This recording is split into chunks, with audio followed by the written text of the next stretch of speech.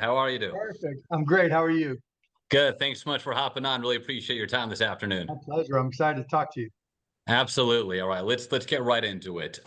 You have publicly identified yourself as an independent, unaffiliated voter. It's the largest bloc here in North Carolina. How they swing will likely decide who wins the state, and who wins the state could decide who wins the White House. What is your pitch from one independent voter to another about why they should back Vice President Harris? So one, I think it's better for your personal pocketbook, and I'll give you a couple of reasons why. And this also applies if you're a small business owner or anybody making under $400,000 or less. If you are making under 400K, which is the majority of the population, she's already said your taxes are staying the same or going down. So that's first and foremost. But I think the next one is even more important, and that's healthcare and the cost of healthcare. There's a lot of conversations about inflation, and most of that turns to groceries. But the reality is, a big chunk of that inflation over the past 4 years has been healthcare, and that's historic. It's not just the last 4 years; it's been for a long time. Kamala Harris is the only candidate who has said she's going to go after the pharmacy middlemen, also known as pharmacy benefit managers, and she's going to not only go after them, she's going to introduce transparency. And I know from my own experiences that that's going to cut medication costs by 20-30% or more. And if she can get help from Congress and move that to the rest of healthcare, I mean, Americans and North Carolinians are going to see a big drop in their healthcare costs. So that's critically important. The third part is tariffs. Donald Trump says, well, I'm going to put on these huge tariffs and they're going to bring manufacturing back. But if that was really true, because remember, he had 4 years to do it and he tried to do it with tariffs, you can't name any companies that came back. I mean, it didn't happen then and it won't happen now, but it gets even worse than that. For North Carolinians, think about if he's elected president and this time next year, you're thinking about your Christmas presents. And you don't really realize it, but a lot of the stuff we buy for Christmas and just for day-to-day household needs is made in China. So if he adds a 60% tariff onto Chinese made goods, that means a big chunk, if not all the presents that you're looking at buying for your family and friends are going to go up in cost. That's not acceptable. That's why I call him the Trump that stole Christmas. But it gets even worse than that, because all those small businesses all throughout North Carolina that we grew up doing business with, the store that we bought all our sporting goods from, the local dress shop, the local bookstore, the knickknack shop where we get the cool candles, they're going to lose sales because of those tariffs. I truly believe that Donald Trump, once upon a time, understood how tariffs work. He doesn't anymore. And all those things are going to really have a negative impact on the pocketbook and household expenses of North Carolinians. I guess for you and me, it would be Hanukkah instead of Christmas. But Yeah, for me, you, yeah. you mentioned healthcare. I do want to focus on that. Your Sure. company, Cost Plus, has partnered with two fertility health companies to ease financial burdens when it comes to access with IVF. Reproductive rights certainly have drawn plenty of attention since the overturning of Roe v. Wade. Do you see a pathway toward IVF access becoming codified during a Harris presidency? Is that something that's even realistic, regardless of who wins the White House? I mean, I think it's realistic. I think it's important. We all know families who have gone through the struggle of trying to have a child, and I think it's important. But honestly, I can say it's realistic, but I can't speak to the details. If you want to talk about anything related to small business, I'm your guy, or medium or large size business.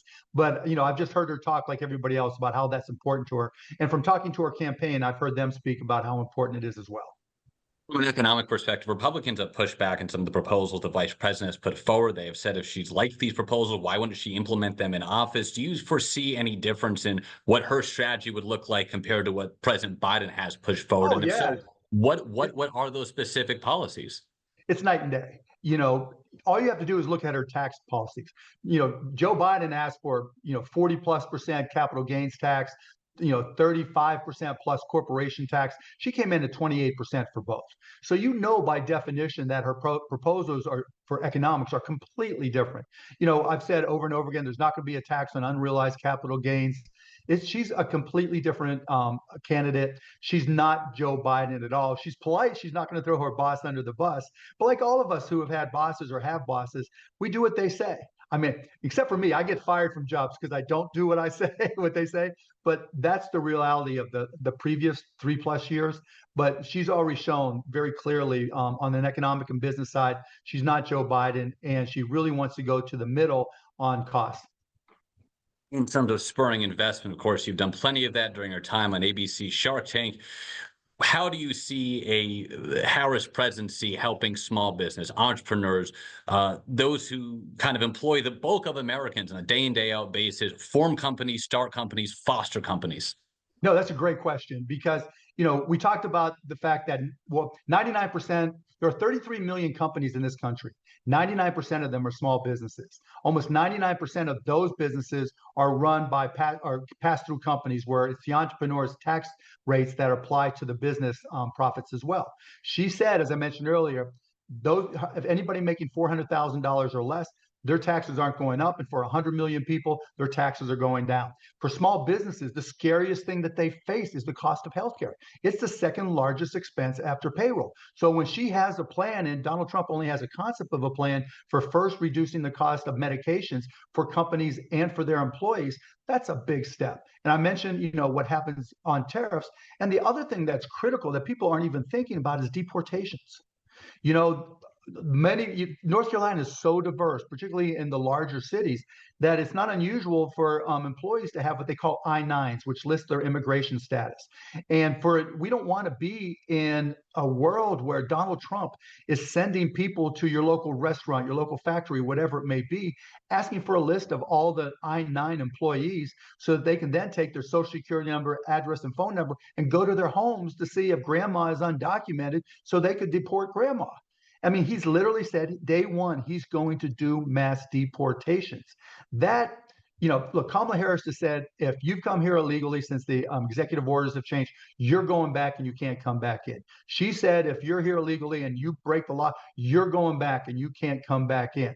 But she hasn't said she's going to have mass deportations for everybody. I mean, can you imagine, having a relative who's been here 20 years, has 4 American children and 10 American grandchildren? Donald Trump literally has said he wants to take anybody who's illegal and do mass deportations. And he doesn't even talk about the cost. I mean, I've seen estimates that it's $15,000 per person to deport somebody. There are only 1.9 million people in all prisons, federal and state jails, and everything completely combined. He wants to deport millions of people. There's no place to put them.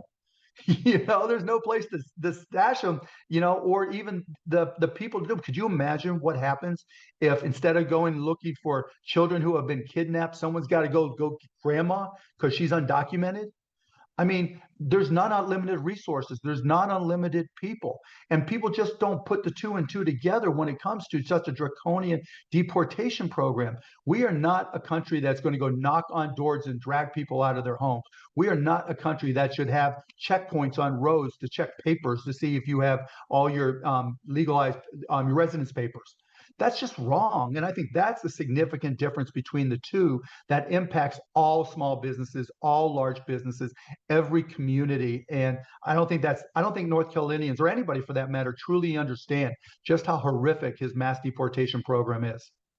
Mark, I could continue this conversation all day, though I know you do have an out. Thank you so much for chatting with us this afternoon. I really appreciate the time, Michael. It was a great conversation. Appreciate it. Thanks, Mark. Thanks, Michael. Thanks, sir.